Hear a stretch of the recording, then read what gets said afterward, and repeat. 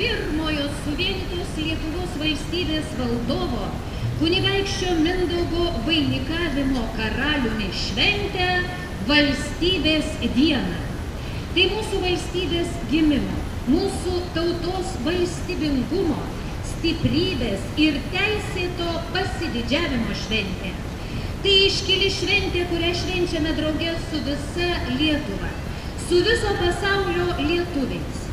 Jau 6 metai su viso pasaulio lietuviais giedame Lietuvos valstybės himną Vinco Kudirkos tautišką giesmę. Tęskime tai, ką pradėjome, ir tegul tautiška giesmė skamba aplink pasaulį.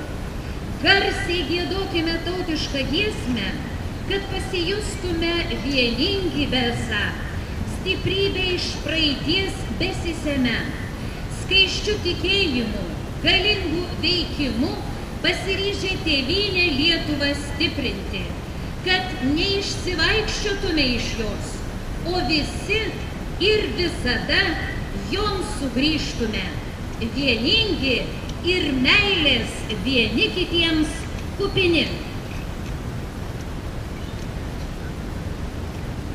Lietuva